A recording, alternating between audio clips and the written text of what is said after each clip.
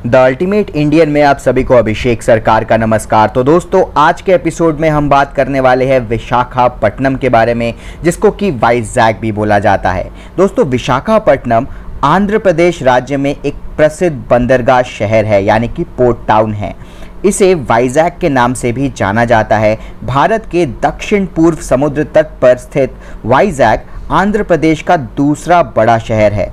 वाइजैक वैसे तो मुख्य रूप से एक औद्योगिक शहर है, पर अपने समृद्ध इतिहास और संस्कृति, हरे भरे दृश्य, सुंदर समुद्री किनारों और खूबसूरत पहाड़ियों के कारण ये एक प्रसिद्ध पर्यटक स्थल के रूप में उभर रहा है। विशाखापट्टनम को इसका नाम शौर्य के देवता विशाखा से मिला है।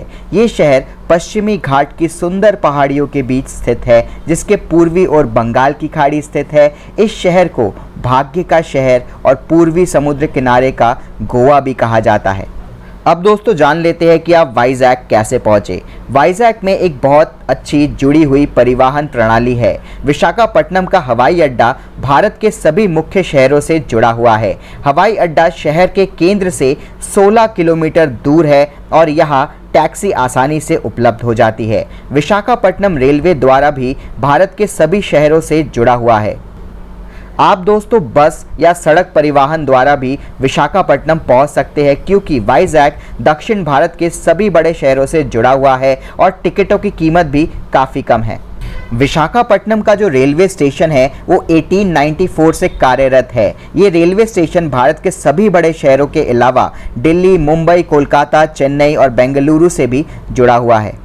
तो यहाँ तक आने के लिए आपको ज़्यादा मशक्क़त नहीं करनी पड़ेगी। अब दोस्तों, यहाँ का मौसम भी जान लेते हैं और कब आने का सही समय है। यहाँ पे विशाखापट्टनम आने का सबसे अच्छा समय मानसून के बाद के महीने और ठंड में अक्टूबर से लेकर मार्च के बीच का है।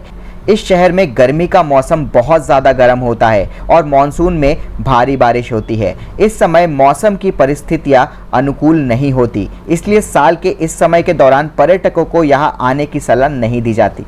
अब दोस्तों, बात करते हैं 15 ऐसी जगहें जहाँ पे आप विशाखापट्टनम में घूम सकते हैं और एंजॉय कर सकते हैं। सबसे पहला है सबमरीन संग्रहालय। दोस्तों, सबमरीन म्यूजियम रामकृष्ण समुद्र तट पर स्थित है और ये संपूर्ण एशियाई महाद्वीप में अपनी तरह का एक ही संग्रहालय है। यही कारण है कि ये एक प्रसिद्ध पर्यटक स्थल भी है।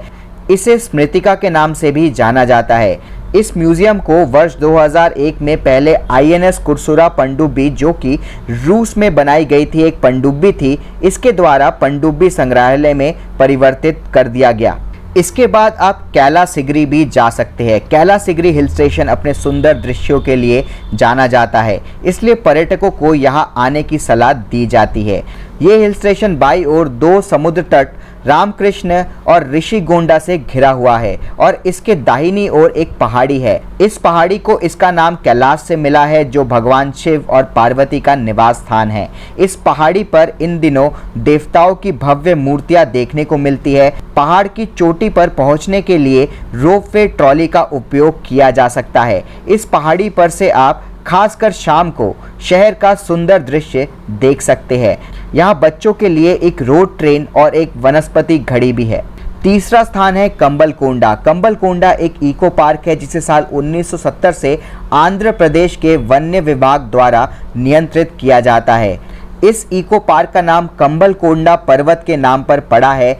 ये इको पार्क सदाबहार वन के 71 वर्ग किलोमीटर क्षेत्र में फैला हुआ है। चौथा स्थान है घूमने के लिए यारदा बीच। यारदा बीच वाइजैक शहर के बहुत ही नज़दीक है, इसलिए पर्यटकों और स्थानीय लोगों के लिए एक प्रसिद्ध प्रवेश द्वार है।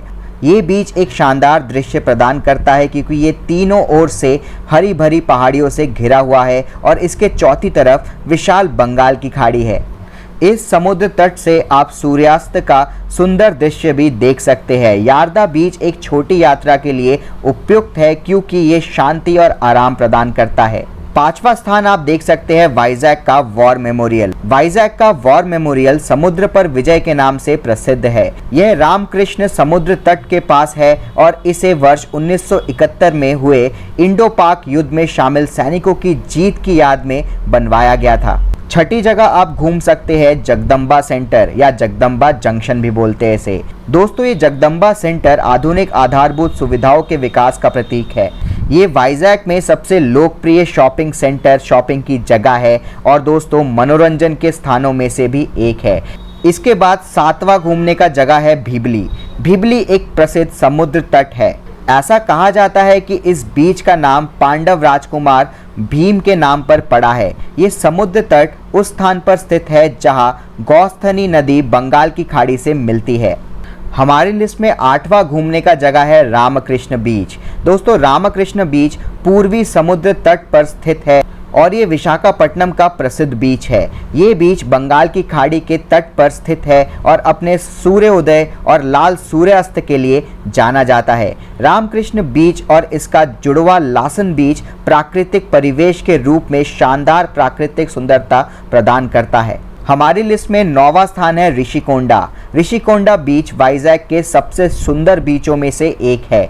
इसकी सुनहरी रेत का विस्तार और ज्वार की लहरें इसे पर्यटकों के बीच बहुत लोकप्रिय बनाती है। ये बीच कई विभिन्न प्रकार के वाटर स्पोर्ट जैसे कि वाटर स्कीइंग और हवा पर सर्फिंग आदि खेलने का अवसर भी प्रदान करती है। ये बीच तैरने के लिए भी सुरक्षित है।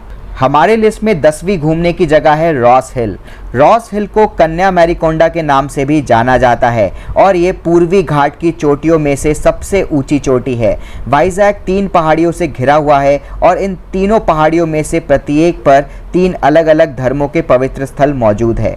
वेंकटेश्वर पहाड़ी पर भगवान शिव को समर्पित एक मंदिर है। रॉस हिल्स पर वर्जिन मैरी चर्च है और दरगाह कोंडा पर एक मुस्लिम संत बाबा इशाक मदीना का मकबरा है।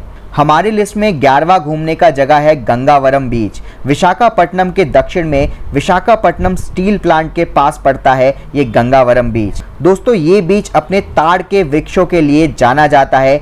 एक पंक्ति में खड़े हुए ताड़ के पेड़ यानी पाम ट्रीज आपको यहाँ पे मिल जाएंगे। इसके अलावा अगर आप मरीन लाइफ के शौकीन हैं, मछलियाँ देखना, पानी के अंदर के जितने भी प्रजातियाँ हैं उनके बारे में जानने के शौकीन हैं तो आप मत्स्य दर्शनी ज़रूर जाए। इसके अलावा आप अराकू ट्राइबल म्यूज़ियम भी जा सकते हैं। वहाँ पे आपको ट्राइबल कल्चर के बारे में बहुत ज़्यादा जानकारी मिलेगी।